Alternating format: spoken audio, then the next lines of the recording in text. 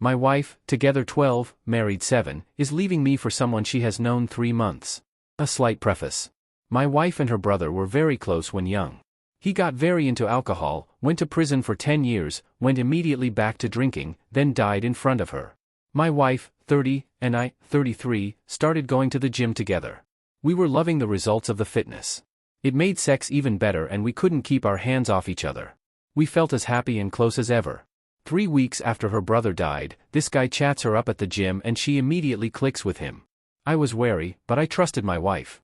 She is a sweetheart and never imagined her having the ability to have an affair. Last weekend we had one of the most romantic days and evenings we have had in a while. This week she decides that she cannot go on without finding out why she developed such a quick connection with this guy. We own a house and 3 pets. Her family and everyone we know are devastated and blown away, but she is dead serious. The woman I knew last month, last week even, has left the building. This is a living nightmare that I just want to wake up from.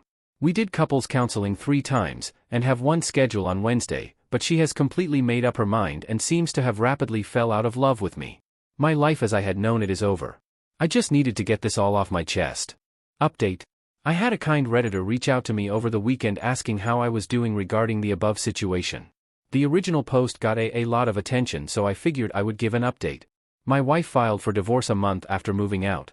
During this time I did the whole online dating thing, which was way worse than I could have ever expected. Kept myself busy working out, building my own confidence, hanging out with friends. In general, it was horrible, but I was trying to keep my head up. I was in therapy. Didn't jive with my first therapist, found a new one in December who I liked a lot more and am still seeing her. Mid-December, my wife calls me, crying, asking if she can stay in the guest bedroom because she has nowhere to go.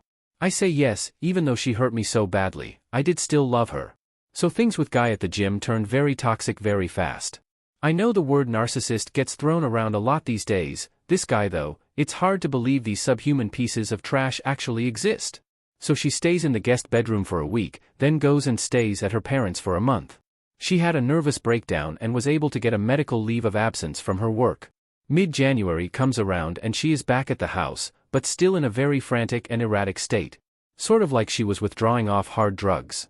I had no idea about the addictive nature of toxic relationships. It's a psychological clusterfuck. She is clear that she is too fucked up in the head to be in a relationship and is going to work on herself. I give her the time and space she requested. She goes all in on learning about the psychology of all of this shit. Inner child work, how the nervous system reacts and attracts you to toxic people if you grew up in a toxic household. Anxious and avoidant attachment styles. There is this book called How to Stay Married, where the wife had an affair and it turns out the root of the issue was her unresolved childhood trauma. Long story short, same thing happened here. It hurts, but I can forgive her. She is my best friend, and we are insanely compatible in a lot of ways.